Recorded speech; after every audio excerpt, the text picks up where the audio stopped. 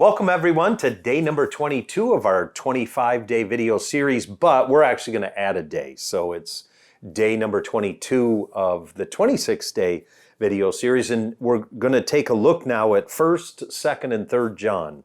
And Peter, I always chuckle when I think of this. Do you know what I think of when I think of 1st, 2nd, and 3rd John? What do I think of when in the what was it, the basement of, I think the legend is Hodge Hall at Princeton Seminary. Yes. But it could be a different one, that they were labeled first, the urinals were labeled 1st, 2nd, and 3rd John. Well, it was the stalls. The stalls, yeah. Yes, in the men's room. Yeah. 1st, 2nd, 3rd John. So I was... I think that might have been true at some point, but there is a lot of funny bathroom graffiti at Princeton Seminary. In Princeton Seminary. And you're there now, so... Yeah. Well, not now. We're not filming this at Princeton Seminary. That's right. So anyway, with that said though, what are we doing today, Peter? Well, we want to give a little introduction to this funny triplet set of letters.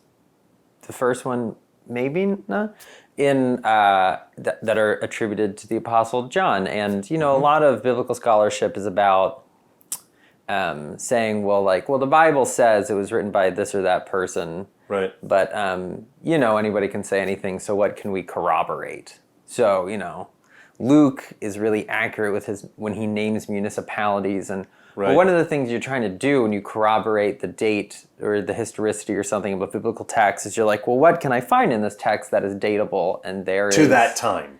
Very little. There are no kings mentioned or famines mentioned, and so in a funny way, these texts kind of, it's almost like they float out away from history in this real weird way. So they're deeply frustrating, I think, to more history critical oriented New Testament scholars. Right. And they're also frustrating for us because, you know, we believe, I think we all have the experience of saying like, well, I read a story from Jesus, and then when somebody can tell me what it means that Matthew told that story, and he probably wrote it now, and he says it here in his, I get that contextualizing information, and it's so hard to get that with these letters that a lot of times we're just kind of left with how the text meets us, just like what the words say. Yes.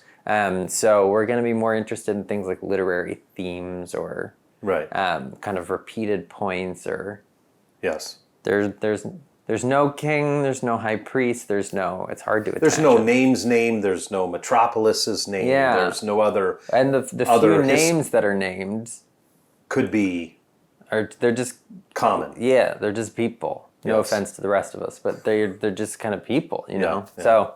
Which in some ways, I have to admit, there is a kind of a refreshing reality to that, right? Where you can almost step into it. Well...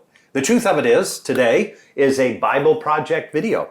And so what we're going to do now is we're going to hand off the baton to the Bible Project. And we always say this when we hand off to the Bible Project. What do we say?